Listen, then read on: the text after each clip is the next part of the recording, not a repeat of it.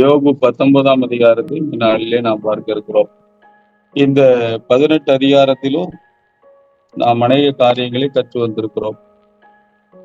இந்த நாளிலே 19ஆம் அதிகாரத்திலே யோபுவினுடைய ஆன்சர் பிரதித்துரத்தை நாம் பார்க்கிறோம்.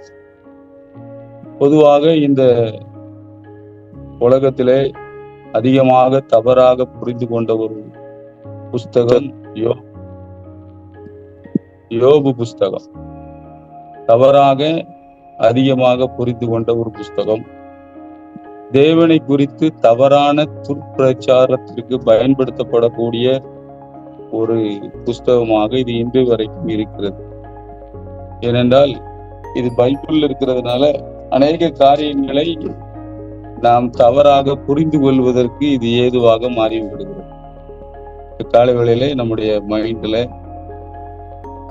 யோபு சொன்ன வாக்கியங்கள் எல்லாமே அப்படியே நாம் எடுத்துக்கொள்ள அவசியமும் கிடையாது, அது சரியானதாகவும் கிடையாது. இன்னைக்கு நம்ம அதை படிக்க போறோம். யோபினுடைய தவறான காரியங்கள், தேவனை தவறாக அவருடைய மைண்ட்ல இருந்தது. கிட்டத்தட்ட ஒரு 13 வசனங்கள் அவர் சொல்லுகிறதை நாம் பார்க்கிறோம். எப்பொழுதுமே நாம் ஆண்டவரை குறித்து படிக்கும்போது நம்ம மைண்ட்ல தேவன் நன்மை செய்கிறவர், அவர் நல்லவராகவே இருக்கிறார், ஒரு நாளும் அவருக்கு தீமை செய்ய மாட்டார். இப்ப யோபுக்கு பிரச்சனையை கொடுத்து கொண்டிருந்தது அங்கே பிசாசு என்று நம்ம எல்லாருக்கும் தெரியும்.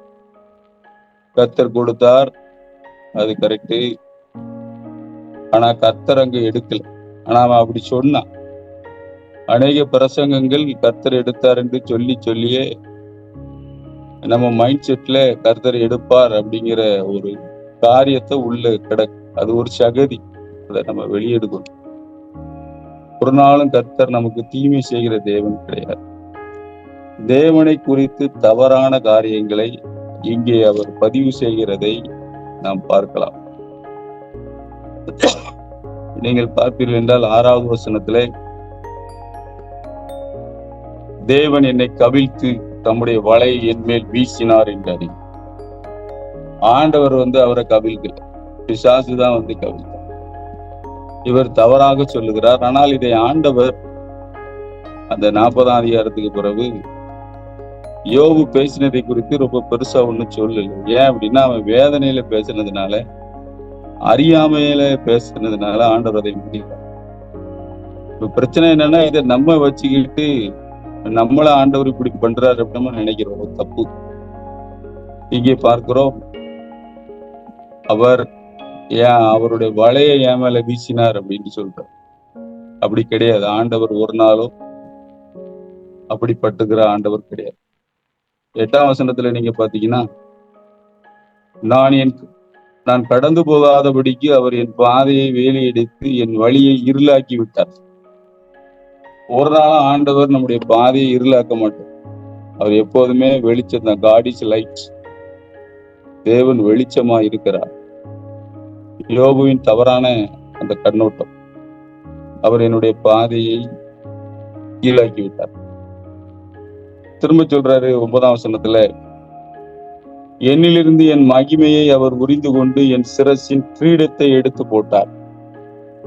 இதையும் நம்ம அக்செப்ட் பண்ண முடியாது. ஏனென்றால் எப்போதுமே ஆண்டவர் நம்மளை ஆசீர்வதிக்கிறவர், இந்த பூமியை உண்டாக்கி நமக்கு ஆளுகையை கொடுத்தவர். இயேசு கிறிஸ்துவே சொல்லுகிறார், என்னுடைய மகிமையை உங்களுக்கு கொடுக்கிறேன், இந்த கணத்தை கொடுக்கிற ஆண்டவர். சோ யோபு தவறாக ஆண்டவரை பற்றி சொன்ன ஒரு காரியம் இது. அடுத்தாப்புல பாக்குறோம் 10ஆம் வசனத்துல, அவர் என்னை 4 புறத்திலும் நாசமாக்கினார், நான் அற்று போகிறேன், என் நம்பிக்கை ஒரு செடியை போல பிடுங்கி போட்டார். ஒரு நாளும் ஆண்டவர் அப்படி செய்யறதே கிடையாது. பிடுங்கி போட மாட்டார் நம்பிக்கை. நெறிந்த நாளலை முறியாமல் என்று நாம் வேதத்துல பிடிக்கும். சோ பிசாசு இந்த வசனங்களை எல்லாம் தவறாக இன்றும் பயன்படுத்துகிறதை நாம் பார்க்கிறோம். பிரியமானவர்களே, இந்த காலை வேளையிலே தேவனை குறித்ததான தவறான எண்ணங்கள் நம்முடைய மைண்ட்ல ஒரு நாள் இருக்கக்கூடாது. அவர் ஒரு நாளும் யாரையும் பிடுங்கி போடுகிற ஆண்டவர் கிடையாது. அவர் நாசமாக்குகிற ஆண்டவரும் கிடையாது. அடுத்தாப்புல நீங்க பாத்தீங்கன்னா 11ஆம் வசனத்துல, அவர் தமது கோபத்தை என் மேல் எரிய பண்ணினார், என்னை தம்முடைய சத்துருக்களில் ஒருவராக எண்ணிக்கொள்ளும். இப்படி ஒரு நாளும் ஆண்டவர் எண்ணுகிறதே கிடையாது. மனிதனை அவர் நினைப்பதற்கு, மனுஷகுமாரனை அவர் விசாரிப்பதற்கு அவன் எம்மாத்திரம். நாம் அவருடைய கிரியைகள், இவ்வளவு காரியங்கள் அவர் நம்மளை குறித்து அவர் செல்வதில் யோபு மைண்ட்ல அப்படியே வந்ததை பேசுறார். 12ஆம் வசனத்துல படிக்கிறோம், அவருடைய தண்டு படைகள் ஏகமாய் வந்து எனக்கு விரோதமாய் தங்கள் வழியை உயர்த்தி என் கூடாரத்தை சுற்றி பாளையம் இறங்கினார். ஆண்டவருடைய படையே வந்து என்னை கொண்டுட்டு அப்படிங்கிறார். அங்க அது கொள்ளல, பிசாசுதான் ஒவ்வொரு காரியத்தை செய்து கொண்டிருக்கான். திரும்ப சொல்றாரு, என் சகோதரரை என்னை விட்டு தூரப்படுத்தினார். 13ஆம் வசனம். ஆண்டவர் அதை செய்யவே இல்லை. அவருடைய சகோதரர்கள் வராததற்கு தேவன் காரணம் இல்லை. அது மாத்திரமல்ல, 14ஆம் வசனத்திலிருந்து தன்னுடைய அங்கலாய்ப்பை தேவன் மீது அவர் வைக்கிறதை பார்க்கிறோம். என் பந்து ஜனங்கள் விலகி போனார்கள், என் சிநேகிதர்கள் என்னை மறந்து விட்டார்கள், என் வீட்டு ஜனங்களும் என் வேலைக்காரிகளும் என்னை அந்நியனாக எண்ணுகிறார்கள். அவர்கள் பார்வைக்கு நான் பரதேசியானேன். நான் என் வேலைக்காரனை கூப்பிடும் போது அவன் எனக்கு உத்தரவு கொடான். என் வாயினாலே நான் அவனை கெஞ்ச வேண்டியதாயிற்று. என் சுவாசம் என் மனைவிக்கு வேறுபட்டிருக்கிறது. என் கற்பத்தின் பிள்ளைகளுக்காக பரிதபிக்கிறேன். சிறு பிள்ளைகளும் என்னை அசட்டை பண்ணுகிறார்கள். நான் எழுந்தால் அவர்கள் எனக்கு விரோதமாய் பேசுகிறார்கள். என் பிராண சிநேகிதர் எல்லாரும் என்னை வெறுக்கிறார்கள். நான் சிநேகித்தவர்கள் எனக்கு விரோதிகளானார்கள். என் எலும்புகள் என் தோலோடும் என் மாம்சத்தோடும் ஒட்டி கொண்டிருக்கிறது. என் பற்களை மூட கொஞ்சம் தோல் மாத்திரம் தப்பினது. என் சிநேகிதரே, எனக்கு இரங்குங்கள், எனக்கு இரங்குங்கள். தேவனுடைய கை என்னை தொட்டது. பயங்கரமான தவறான ஒரு காரியம் அவர் சொல்லுகிறார். கடைசியாக தேவனுடைய கை என்னை தொட்டுட்டு,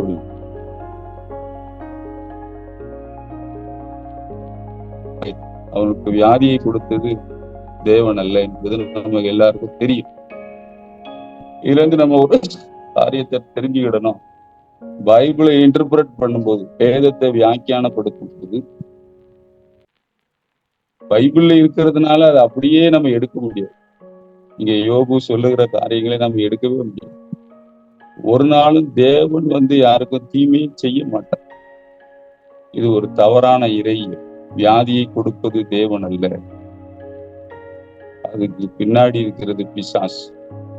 புதிய ஏற்பாட்டிலே நமக்கு பயங்கர ஆதாரங்கள் இருக்கிறது. எங்கெல்லாம் இயேசு கிறிஸ்து வியாதியை குணமாக்கினார், அங்கே பிசாசுகளை துரத்துவதை நாம் பார்க்கிறோம். ஊமையும் செவிடுமான ஆவியே அப்படின்னு சொல்லிதான் அவர் ஹீலிங் பண்றார்.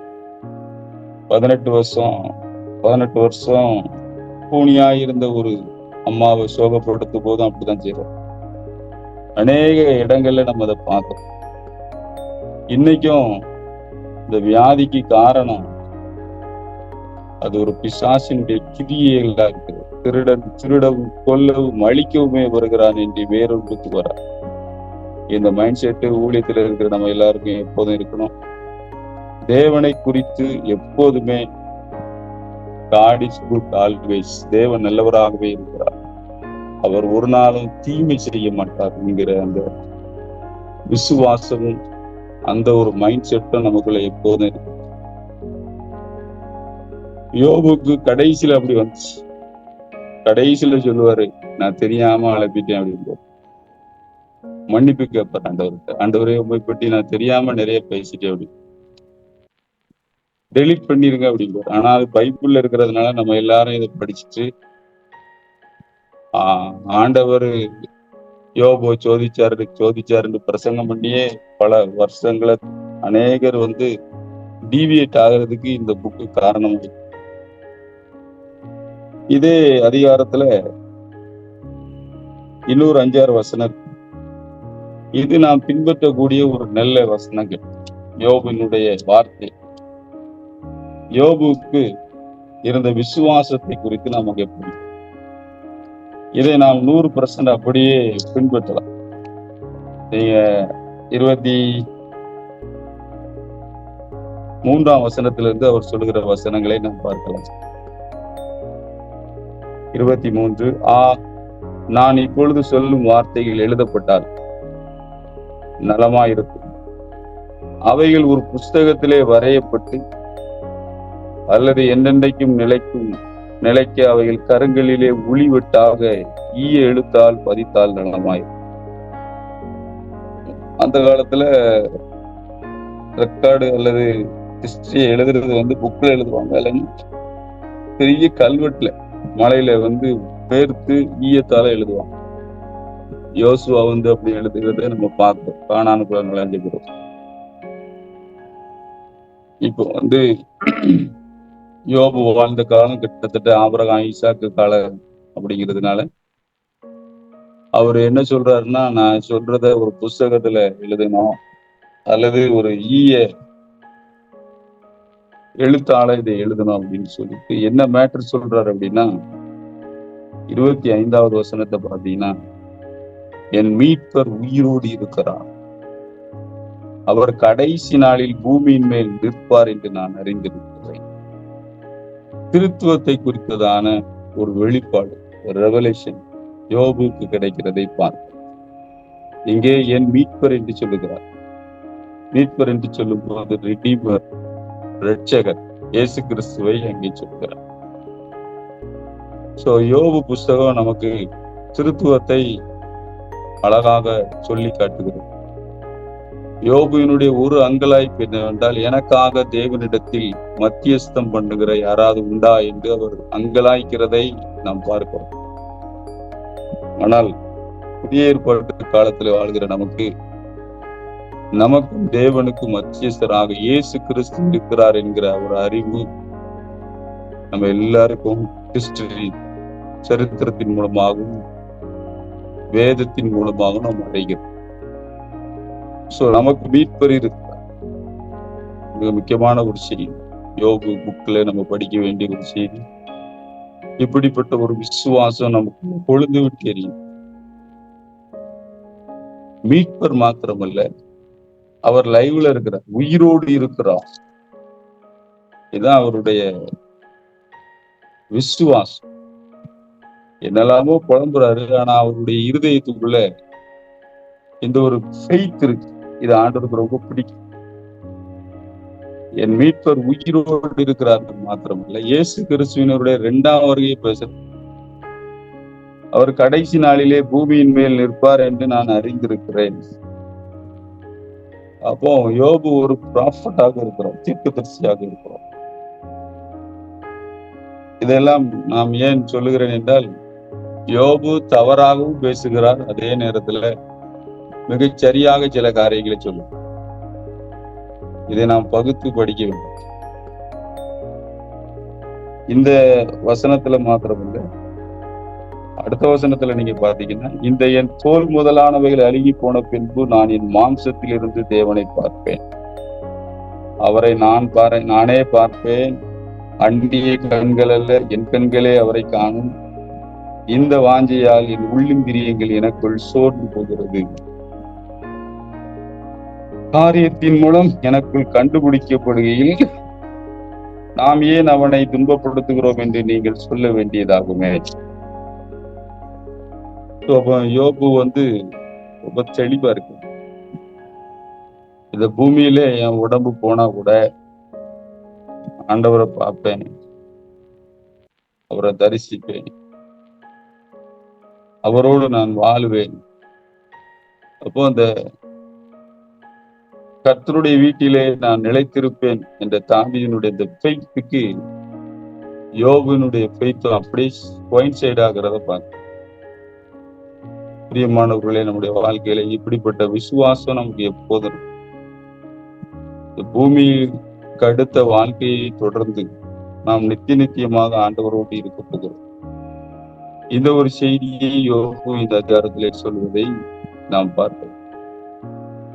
அது மாத்திரமல்ல, 29ஆம் வசனத்துல சொல்றாரு, பட்டயத்துக்கு பயப்படுங்கள், நியாய தீர்ப்பு உண்டென்கிறதை நீங்கள் அறியும் பொருட்டு மூர்க்கமானது பட்டயத்தினாலே உண்டாகும் ஆக்கினையை வரப்பண்ணும்.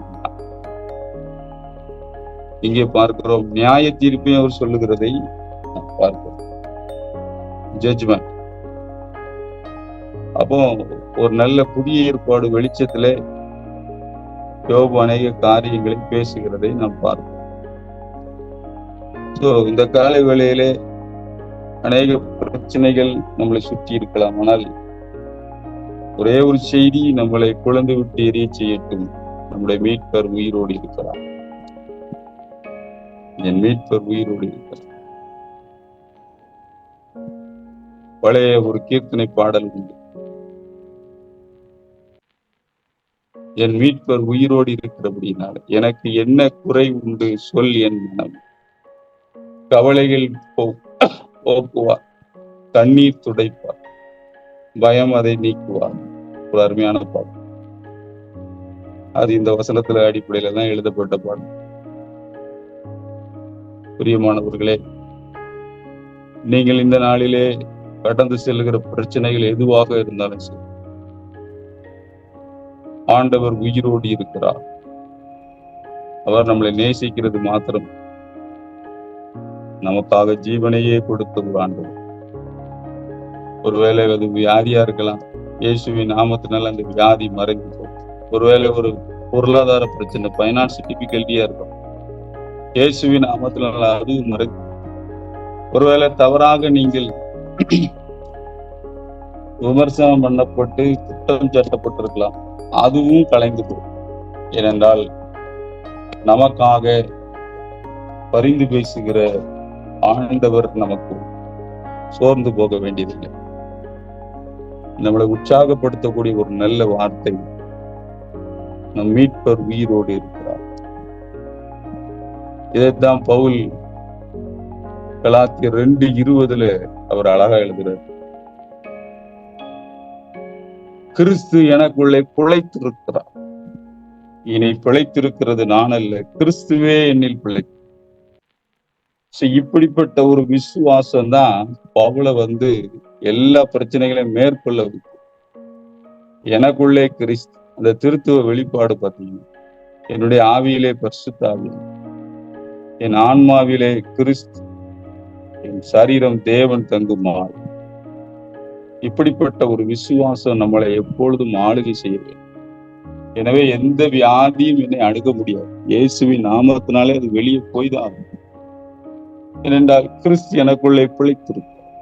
எவரையும் என்னால் மன்னிக்க முடியும், ஏனென்றால் கிறிஸ்து எனக்குள்ளே பிழைத்திருக்கிறார். எந்த பிரச்சனையை நான் ஓவர் கம் பண்ண முடியும், ஏனென்றால் கிறிஸ்து எனக்குள்ளே பிழைத்திருக்கிறார். அவர் உயிரோடு இருக்கிறார், என் மீட்பர் உயிரோடு இருக்கிறார். இந்த ஒரு செய்தி நம்மளை உற்சாகப்படுத்தும், பரவசப்படுத்தட்டும். இதே இன்னைக்கு முழுதான் நம்ம தியானிப்போம். கர்த்தருடைய ஆவியானவர் நம்மளை உயிர்ப்பிப்பாராக. கண்களை மூடி நாம் ஜெபிக்கலாம். நல்ல பிதாவே, நாங்கள் நன்றியோடு துதிக்கிறோம். நம்முடைய வார்த்தையின் வல்லமை எங்களை உயிர்ப்பிக்கிறபடினாலே ஸ்தோத்திரமாக. கர்த்தாவே, நீர் இன்றும் ஜீவிக்கிறீர், எங்களோடு இருக்கு, எங்கள் ஆவியிலே இருக்கு. கிறிஸ்து எங்கள் உள்ளான மனிதனிலே ஒரு பலமாய் வாசம் செய்கிறபடினாலே ஸ்தோத்திரம். தொடர்ந்து இது நாள் முழுவதும் நாங்கள் சந்திக்கிற பிரச்சனைகள், போராட்டங்கள் எதுவா இருந்தாலும் ஜெயம் எங்களுக்கு ஆண்டவரே, அதற்காக ஸ்தோத்திரம். நீர் எங்களை ஆசீர்வதிக்கிறபடியினாலே ஸ்தோத்திரமா. இந்த வார்த்தையின் வல்லமை எங்களை உயிர்ப்பிக்கிறபடியினாலே ஸ்தோத்திரம். இந்த ஜூம்ல இணைந்திருக்கிற எல்லாரையும் இயேசுவின் நாமத்தினாலே ஆசீர்வதித்து கோடானு கோடியா இவர்கள் பெருகட்டும் மாட்டோம். எல்லா பைனான்ஸ் டிஃபிகல்ட்டிகளும் இயேசுவின் நாமத்தில் மாறிப்போகும். எல்லா ஆசீர்வாதங்களும் இயேசுவின் நாமத்தினாலே உண்டாகட்டும் மாட்டோம். உடைய கரத்திலே போட்டு கொடுக்கும். இயேசு நிமித்த வேண்டுகிறோம் நல்ல பிதாவே.